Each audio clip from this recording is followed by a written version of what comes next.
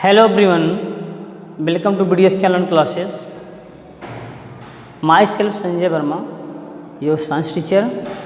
Dear students, today in this video I am going to teach you about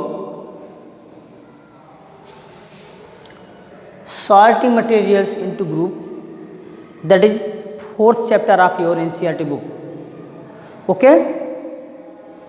Dear students, as you know that there are the large quantity of the materials around us, such as this is the duster, this is the board, this is the chalk, this is the chair, this is the fan, etc. But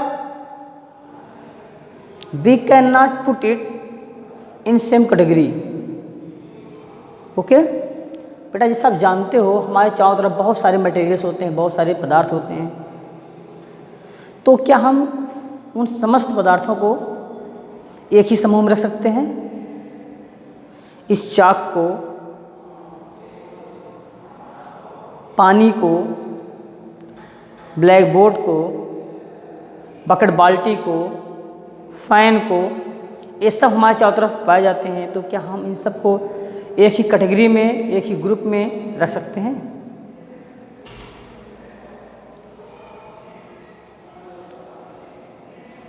बेटा इन सब को एक सही group में रखने के लिए हमें उन्हें उनकी प्रॉपर्टी के आधार पर रखना होगा. Means on putting these materials in a group we classified the materials according to their property.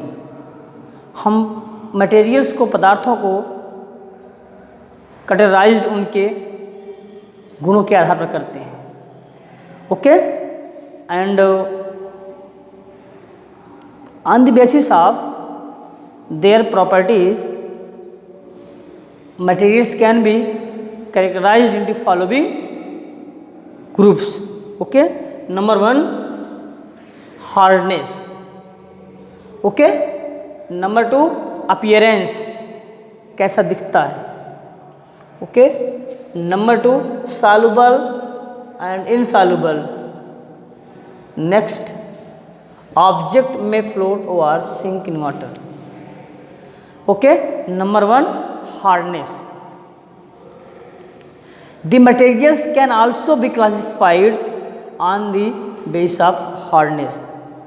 Okay?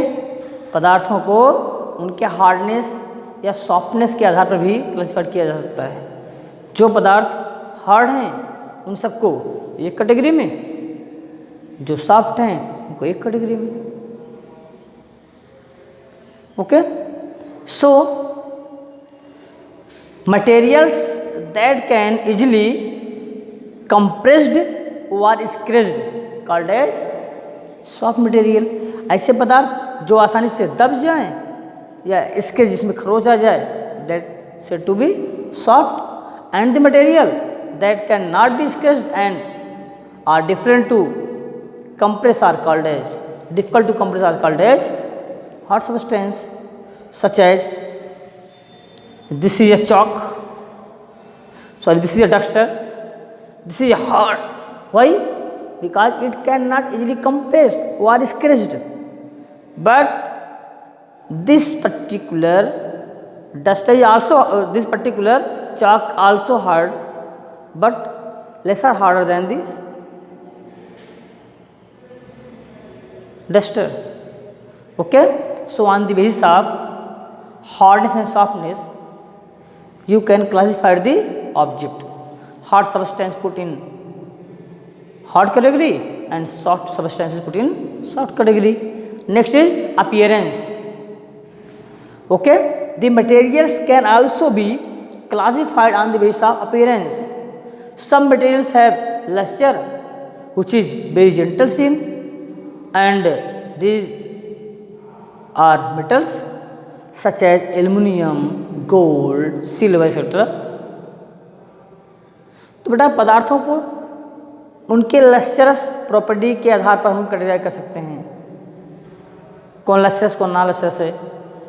You know that जितने मेटल होते हैं, धातुएं होती हैं, सब लस्चरस होती हैं. बीटने पर फैलती हैं। They have expansion property, okay. और non metals have no lustrous property, they have no shining, they have no shining. धातुओं को आप लाइट में रखने पर देखो चमकते हैं, they produce shining, they have means lustrous property. And this is duster, it have no shining, okay, so it is non lustrous.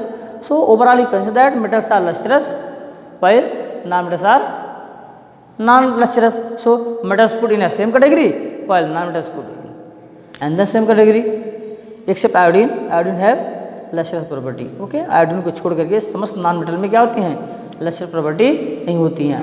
iodine इकलौता ऐसा नॉन मेटल है that have lustrous property. Next is soluble and insoluble. There are large quantities of materials which are soluble in water and that are not soluble in water. So soluble materials are put in one category and non-soluble are put in another category, such as मान लीजिए आपके पास चीनी या नमक है, it can be dissolved in water easily on stirring. नमक या चीनी को पानी में मिला करके आप हिला दीजिए तो क्या होते हैं, घुल जाते हैं, सॉल्युबल हो जाते हैं, विलेय होते हैं। But on other hand this is a chalk and sand, it can not be dissolve in water, they can only spread in water molecules and change their colour but can not dissolve in water. So sugar and salt put in one category and chalk and sand put in another category, okay. Next is object may float or sink in water. अब आपने वस्तु देखा पड़ी हुई है, वो पानी डूबती है कि नहीं डूबती है, इस आधार पर भी आप ऑब्जेक्ट को कैटेगराइज कर सकते हो, ग्रुप बना सकते हो, okay. So the object that float in water put in one category and the object that sink in water put in another category, such as dusters, leaf of the plant, cork, they may float on the water surface, but on other hand metals, irons, they cannot be float on the surface of water, they sink in water, so they put in another category. So on the basis of these properties you can group the materials, okay, on the basis of hardness, appearance, soluble and insoluble, and object may float or sink in water, okay.